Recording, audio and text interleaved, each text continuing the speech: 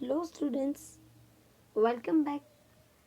આજના આ લેક્ચરની અંદર આપણે નરજન્યુજનક અવસ્થાનો વિકાસ, સ્ત્રીકેસર અને મહાબીજાણુધાની વિશે અભ્યાસ કરીશું. હવે આપણે સૌપ્રથમ જોઈએ કે નરજન્યુજનક અવસ્થાનો વિકાસ એટલે શું.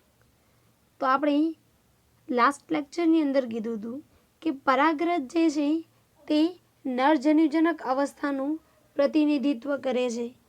તો આ પરાગરજની અંદરની તરફ જે ફેરફારો થાય છે તેને આપણે નરજન્યુજનક અવસ્થાનો વિકાસ કહીએ છીએ. હવે મુખ્યત્વે જ્યારે પરાગરજ એ પરાગાશયની અંદર હોય ત્યારે જ તેનામાં નરજન્યુજનક અવસ્થા જે છે તેનો વિકાસ શરૂ થાય છે. હવે આ જેવો નરજન્યુજનક અવસ્થાનો વિકાસ શરૂ થાય છે તો ત્યારે શું થશે કે આ જે પરાગરજ છે કે જેની અંદર આ માત્ર એક જ કોષ કેન્દ્ર રહેલું છે અને આનામાં પણ રંગસૂત્રોની સંખ્યા જે છે તે n છે. તો આ એકકીય રંગસૂત્ર ધરાવતું કોષ જે છે તે મુખ્યત્વે અસમભાજન એટલે કે જેનામાં રંગસૂત્રોની સંખ્યા સરખી હોય પરંતુ જે નવા બનતા કોષો છે તેમનું કદ જે છે તે અલગ અલગ હોય. તો આવી રીતે આ જે કોષ કેન્દ્ર છે તે અસમભાજનની ક્રિયા દ્વારા બે અલગ અલગ કદના કોષ કેન્દ્રો સર્જે છે. એમાંથી જે મોટું કોષ છે જે અહીંયા રેડ કલરથી દર્શાવેલું છે તેને આપણે નાલકોષ અથવા તો આને આપણે વાનસ્પતિક કોષ તરીકે ઓળખીએ છીએ. તો આ વાનસ્પતિક કોષ અથવા તો જે નાલકોષ છે તેનું કદ મોટું હોય છે કારણ કે તેની અંદર ખૂબ જ વધારે માત્રામાં સંગ્રહિત ખોરાક આવેલું હોય છે. જ્યારે બીજું નાના કદનું કોષ છે કે જે અહીંયા બ્લેક કલરથી દર્શાવેલું છે તે છે જનનકોષ અને આ જનનકોષ છે તેમાંથી ભવિષ્યમાં જન્યુઓ ઉત્પન્ન થશે. હવે દરેક વનસ્પતિ જે છે એનામાં અલગ અલગ તબક્કે જે છે તે પરાગાશયનું સ્ફોટન થાય છે અને આ પરાગાશય જે છે એનું સ્ફોટન થશે ત્યારે મુખ્યત્વે પરાગરજ જે છે તેની અંદર બે કોષ કેન્દ્રો હોય છે. એક છે આ નાનું જેને આપણે જનનકોષ કહીએ છીએ અને બીજું આ મોટું જેને આપણે વાનસ્પતિક કોષ અથવા તો નાલકોષ કહીએ છીએ. તો હવે જ્યારે પરાગરજનો વિકાસ થશે તો ત્યારે શું થશે તો જે પણ જનન છિદ્રનો ભાગ છે એ જનન છિદ્રમાંથી ધીમે ધીમે પરાગરજનું જે સૌથી અંદરનું સ્તર છે કે જેને આપણે અંતઃસ્તર કહીએ છીએ. તો આ જે અંતઃસ્તર છે એ આવી રીતે એક નલિકા સ્વરૂપે બહાર આવે છે અને આ જે નલિકા છે તેને આપણે પરાગ નલિકા તરીકે ઓળખીએ છીએ. અને આ પરાગ નલિકામાં શું થશે તો આ જે જનનકોષ છે તે જનનકોષ છે અને આ જનનકોષ ફરી પાછું વિભાજન પામી અને નરજન્યુઓ બનાવે છે. તો આવી રીતે આ જે જનનકોષ રહેલું છે આ જનનકોષમાંથી બે NN રંગસૂત્ર ધરાવતા નરજન્યુઓ ઉત્પન્ન થાય છે. તો આ જે નરજન્યુઓ ઉત્પન્ન થવાની ક્રિયા છે તેને આપણે નરજન્યુજનક અવસ્થાનો વિકાસ કહીએ છીએ. અને જ્યારે આ પરાગ નલિકા જે છે તેનો વિકાસ ચાલતું હોય ત્યારે આની અંદર મુખ્યત્વે વાનસ્પતિક કોષ જે છે તે નીચેની તરફ અને આ બંને નરજન્યુ જે છે તે ઉપરની તરફ હોય છે. હવે આ પરાગ નલિકા જે છે તેનું અંકુરણ કઈ રીતે થાય છે તો જ્યારે પણ પરાગ નલિકાનું અંકુરણ થશે તો આ પરાગનલિકામાંથી આ જે દૂધિયા રંગની જે તમને લાઈન બતાવેલી છે તે લાઈન જે છે ને આપણે કહીએ છીએ પરાગનલિકા. અને આ પરાગનલિકા જે છે એ ક્યાંથી પસાર થશે તો જે સ્ત્રીકેસરની પરાગવાહિની છે તેમાંથી. તો અહીંયા એક વસ્તુ ખાસ યાદ રાખવાની છે કે પરાગવાહિની જે છે તે સ્ત્રીકેસરનો એક ભાગ છે, જ્યારે પરાગનલિકા એ પરાગરજના અંકુરણ પછી ઉત્પન્ન થતી એક નલિકા છે. તો આ પરાગનલિકા જે છે એ ધીમે ધીમે પરાગવાહિનીમાંથી આવી રીતે પસાર થઈ અને બીજાશયની અંદર આવશે અને બીજાશયમાં આવી અને ફલનની પ્રક્રિયા કરશે. તો આવી રીતે વનસ્પતિ જે છે એનામાં નરજન્યુજનક અવસ્થાની વિકાસ થતો રહે છે.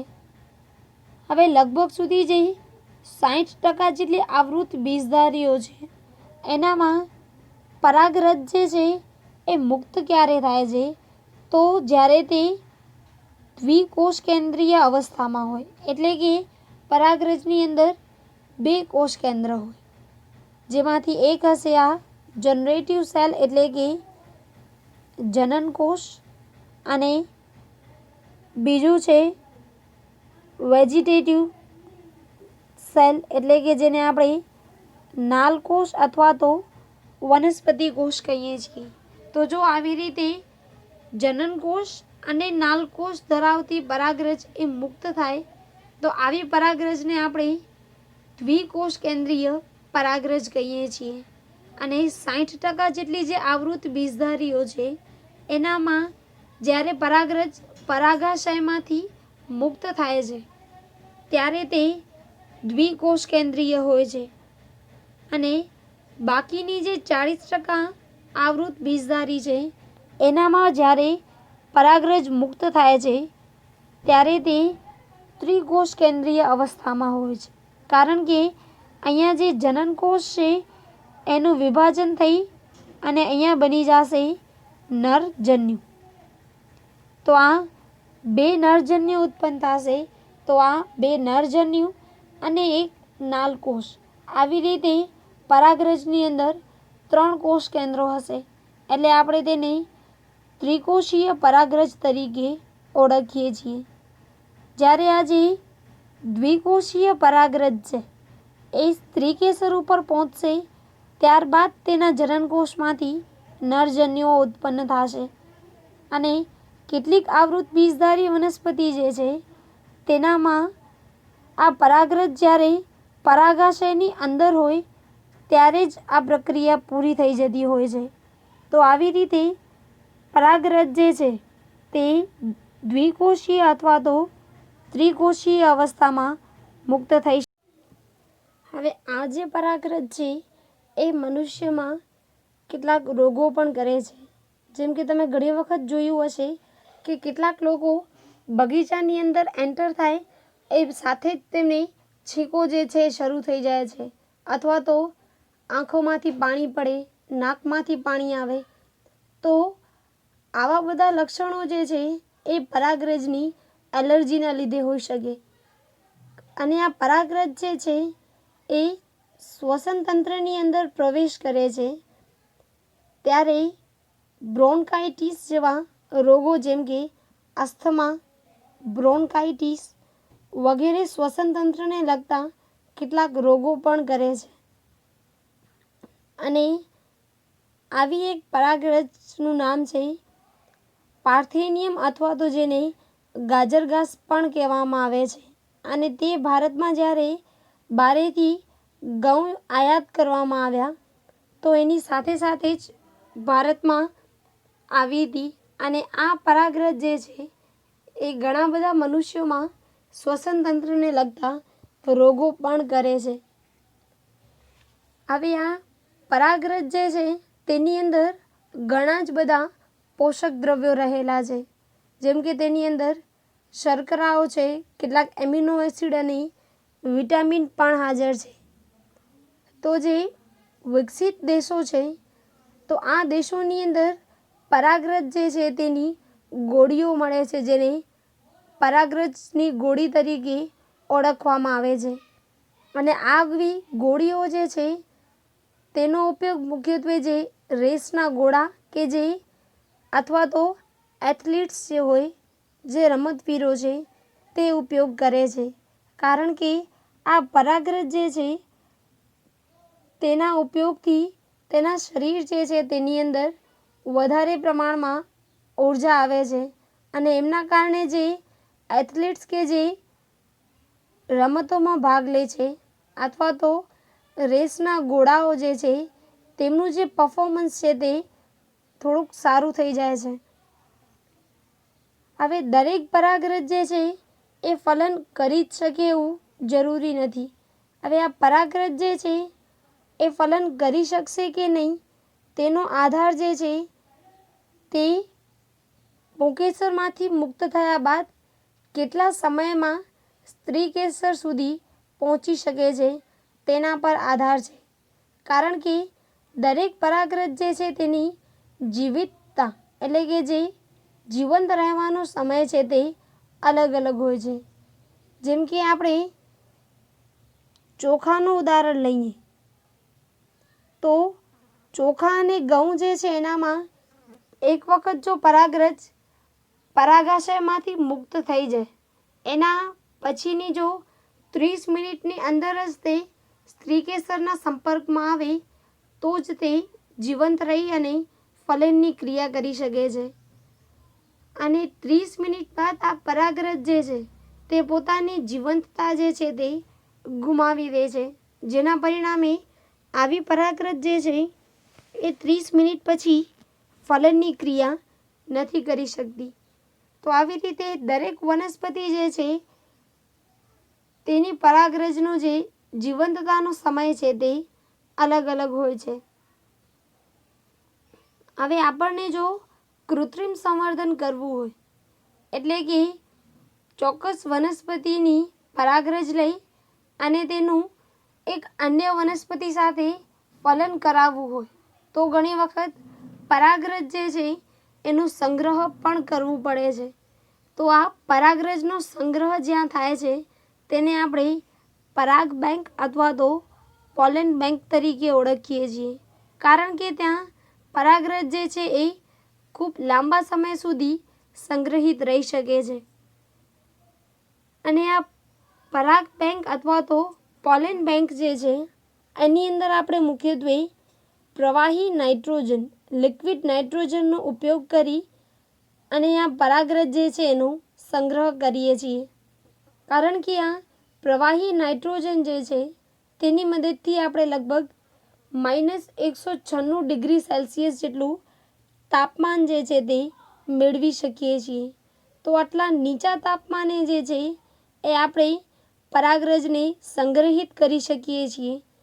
અને જ્યારે પણ સંવર્ધનમાં તેની આવશ્યકતા હોય ત્યારે આપણે તેનો ઉપયોગ કરી શકીએ છીએ.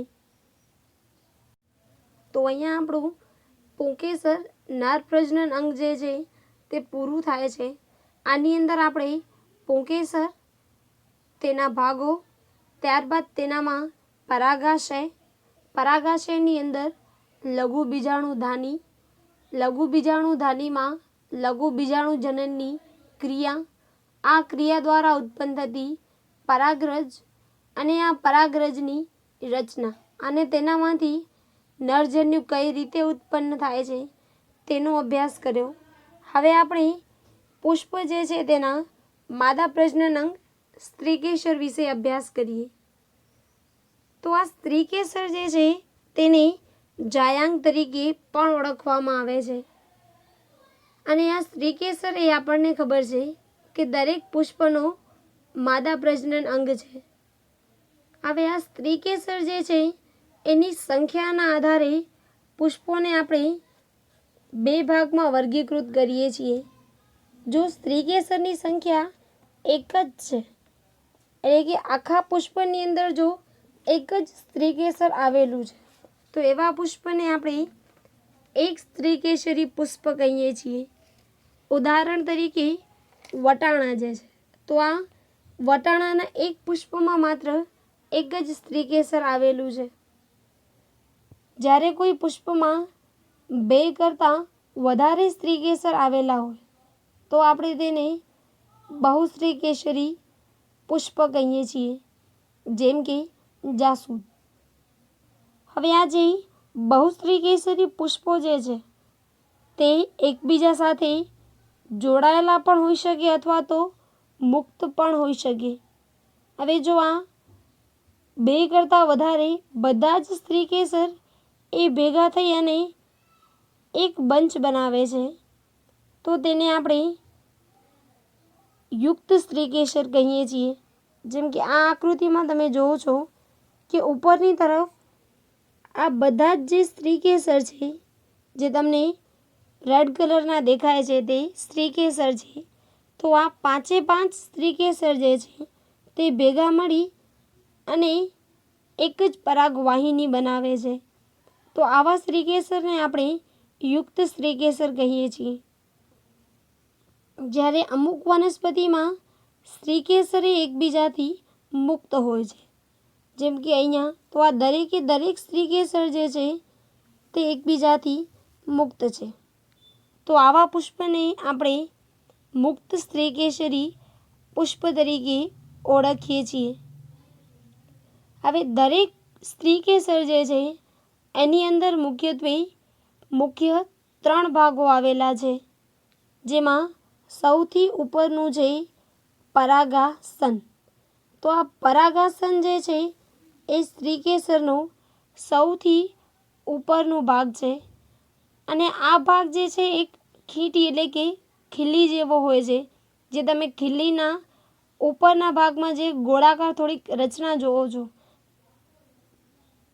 તે ટાઈપનું. અને આ પરાગાસન જે છે તે મુખ્યત્વે કાર્ય જે છે તે પરાગરજને ગ્રહણ કરવાનું કરે છે.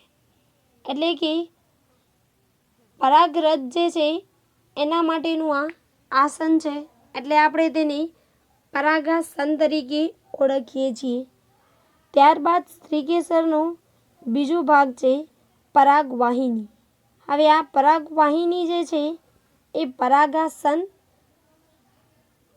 અને બીજાશય જે છે એને જોડતો એક તંતુ જેવો પાતળો ભાગ છે.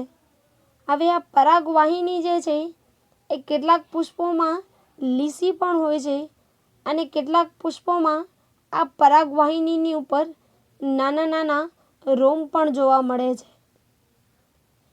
અને છેલ્લે સ્ત્રીકેસરનો સૌથી છેલ્લો ભાગ એટલે કે તલસ્થ ભાગ કે જે થોડો ઘણો ફૂલેલો હોય છે, જેને આપણે બીજાશય કહીએ છીએ.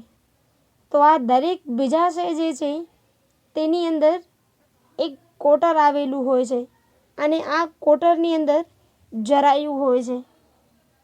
અને આ જરાયુ જે છે તેનામાંથી જ મહાબીજાણુધાની જે છે કે જેની અંદર અંડકો ઉત્પન્ન થાય છે તે આ જરાયુ ઉપરથી ઉત્પન્ન થશે. હવે દરેક બીજાશય જે છે એનામાં પુષ્પો પ્રમાણે અંડકો જે છે તેની સંખ્યા અલગ અલગ હોય છે. જેમ કે ઘઉં અને કેરી જેવી જે વનસ્પતિ છે તેના એક બીજાશયમાં અંડકની સંખ્યા જે છે તે એક જ હોય છે. જ્યારે પપૈયા અને ઓર્કિડ જેવી જે વનસ્પતિ છે તેનામાં એક બીજાશયની અંદર ઘણા જ બધા અંડકો રહેલા હોય છે. હવે આપણે સ્ત્રીકેસરના બીજાશયની અંદર જે મહાબીજાણુધાની જોવા મળે છે તેનો અભ્યાસ કરીએ. તો મહાબીજાણુધાની એ મુખ્યત્વે 2 પ્રકારની હોય છે. એક છે અધોમુખી અને બીજી છે ઉર્ધ્વમુખી. તો જો મહાબીજાણુધાનીનું જે અંડછિદ્ર છે તે ઉપરની તરફ છે તો તેને આપણે ઉર્ધ્વમુખી અંડક કહીએ છીએ. અને જો અંડછિદ્ર એ નીચેની તરફ છે તો આપણે તેને અધોમુખી અંડક કહીએ છીએ. હવે અહીંયા મહાબીજાણુધાની અને અંડક જે છે તે બંને એક જ છે. અને આ દરેક આવૃત બીજધારી છે એનામાં અંડકની રચના જોઈએ તો અંડક જે છે એક નાનું ભાગ છે અને આ દરેક અંડક જે છે તે એક દંડ દ્વારા જરાયુ સાથે જોડાયેલું હોય છે.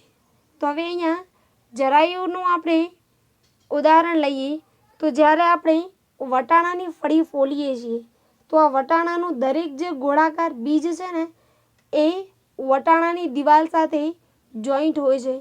તો એ જે બંનેને જોઈન્ટ કરતો ભાગ છે તેને આપણે જરાયુ કહીએ છીએ. તો આ અંડક જે છે આ અહીંયા દેખાતા નાના દંડ જેવો જે ભાગ છે તેના દ્વારા તે જરાયુ સાથે જોડાયેલું હોય છે. તો આ જે દંડ જેવો ઉપરની તરફનો ભાગ છે તેને આપણે અંડનાલ કહીએ છીએ. હવે અંડનાલ જે છે એ ધ્યાનથી જોશો તો અંડક સાથે લગભગ આ સ્થાને જોડાય છે. તો જે અંડનાલ અને અંડકનું જોડાણ સ્થાન છે તેને આપણે બીજ કેન્દ્ર કહીએ છીએ. તો ટૂંકમાં અંડક અને અંડનાલનું જે સંગમ સ્થાન છે તેને આપણે બીજ કેન્દ્ર તરીકે ઓળખીએ છીએ.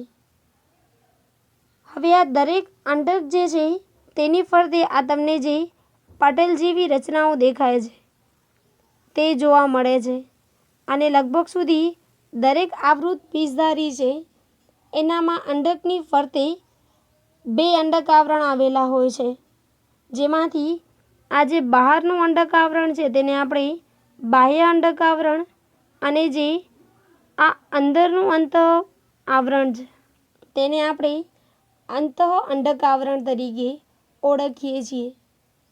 તો આ બંને અંડક આવરણ જે છે એ આખા અંડકને ઘેરાઈને નહીં આવેલા હોય. અહીંયા તમે ધ્યાનથી ઉપરની તરફ જોશો તો આ બંને અંડક આવરણ એટલે કે બાહ્ય અને આંતઃ અંડક આવરણ બંનેનો અભાવ છે. તો જ્યાં આ અંડક આવરણનો અભાવ છે અને ત્યાં જે છિદ્ર જેવી રચના બને છે તેને આપણે અંડછિદ્ર અથવા બીજાંડ છિદ્ર કહીએ છીએ.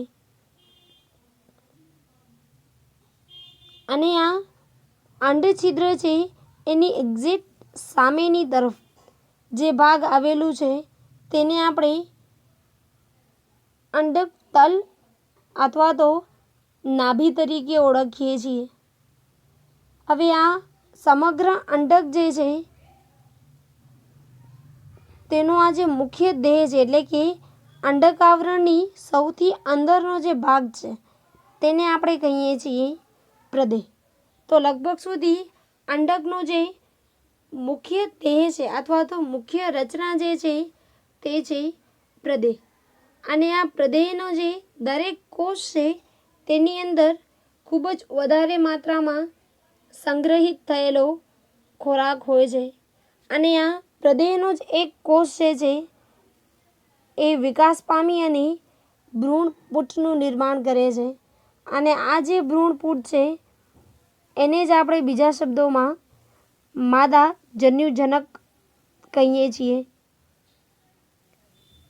તો આ જે માદા જન્યુજનક અથવા ભ્રૂણપુટ જે છે તેનો વિકાસ કઈ રીતે થાય છે તેનો આપણે નેક્સ્ટ લેક્ચરની અંદર અભ્યાસ કરીશું. તો અહીંયા તમારે આ અંડકની રચના જે છે એનામાં અંડકમાં જોવા મળતા મુખ્ય ભાગો વિશે જ ચર્ચા કરવાની છે. જેમાં સૌથી પહેલું છે અંડનાલ કે જે અંડકને જરાયુ સાથે જોડે છે. ત્યારબાદ છે બીજ કેન્દ્ર કે જે અંડનાલ અને અંડકનું જોડાણ સ્થાન છે. ત્યારબાદ આ અંડક આવરણ અને જ્યાં આ અંડક આવરણનો અભાવ છે તે અંડછિદ્ર અને અંડછિદ્રની એક્ઝેક્ટ સામેની તરફ જે ભાગ છે તેને આપણે કહીશું અંડક તલ અથવા નાભી. અને પછી અંડકનો મુખ્ય દેહ જે છે તેને આપણે કહીશું પ્રદેહ. અને આ આખું પ્રદેહ જે છે એનામાં આ જે અંડછિદ્ર તરફનો ભાગ છે ત્યાં જે આ મોટો અંડાકાર કોષ આવેલો છે તેને આપણે કહીશું ભ્રૂણપુચ્છ. તો આવી રીતે લગભગ દરેક આવૃત પેશધારી છે તેના અંડકની રચના જોવા મળે છે. તો આજના આ લેક્ચર માટે આટલું જ. નેક્સ્ટ લેક્ચરમાં આપણે મહાબીજાણુજનન, માદાજન્યુજનક અવસ્થાના વિકાસ વિશે અભ્યાસ કરીશું. આજનું આ તમારું હોમવર્ક.